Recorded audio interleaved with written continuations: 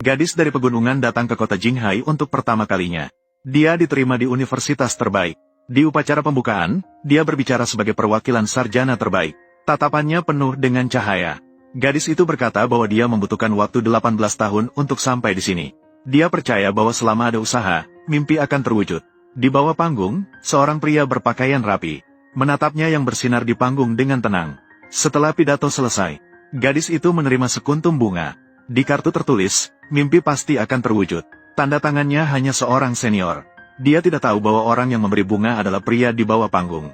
Dia bahkan tidak tahu bahwa badai sedang mendekatinya. Gadis kaya itu cemburu karena gadis itu mencuri semua perhatian.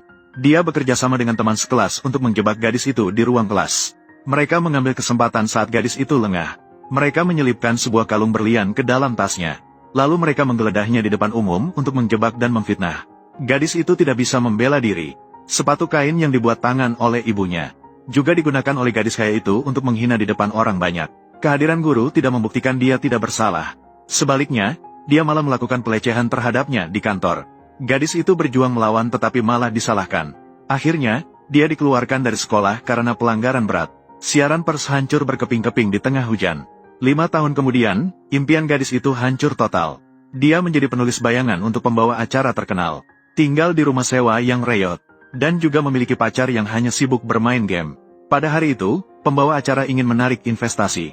Menggunakan 100.000 yuan untuk memanfaatkan gadis itu.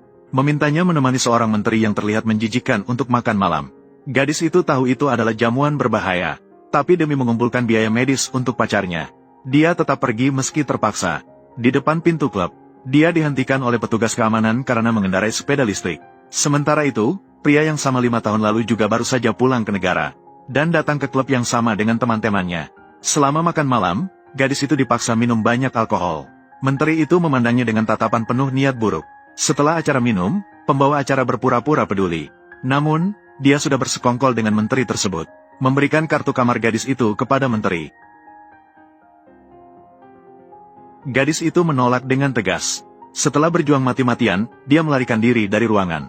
Namun, orang-orang menteri sudah menunggu di luar. Mereka mengejar dan menghadangnya di koridor. Saat gadis itu terpojok ke dalam situasi putus asa, sebuah tangan menariknya ke belakang. Pria itu muncul.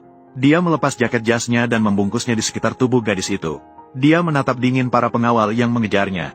Pria itu menanyakan kepada gadis itu mengapa dia membiarkan dirinya berada dalam keadaan yang begitu memalukan. Gadis itu dengan keras kepala mengatakan bahwa dia bisa melindungi dirinya sendiri. Pria itu menunjuk bahwa ini adalah hal yang berbeda dengan apakah pacarnya layak. Dia meminta kontak gadis itu dengan alasan untuk mengambil kembali pakaiannya. Setelah gadis itu pergi, sahabatnya mendekat untuk membicarakan pria itu dan akhirnya mengaku. Dia jatuh cinta pada gadis ini 5 tahun yang lalu pada pandangan pertama. Saat itu, dia terpaksa karena orang tuanya mengalami kecelakaan. Terpaksa meninggalkan studinya untuk pergi ke luar negeri mewarisi bisnis keluarga. Sebelum pergi, dia melihat gadis yang bersinar di atas panggung. Dia meminta pelayan untuk mengirimkan bunga anonim itu. Tapi dia tidak bisa mengerti. 5 tahun berlalu, gadis yang dulunya memiliki bintang dan lautan di matanya.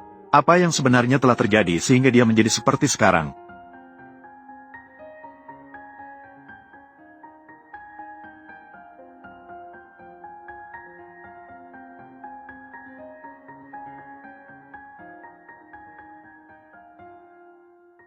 Bintang dan lautan memerlukan tiket.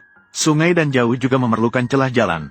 Impian itu sangat mahal. Orang miskin sepertimu sama sekali tidak bisa bermain.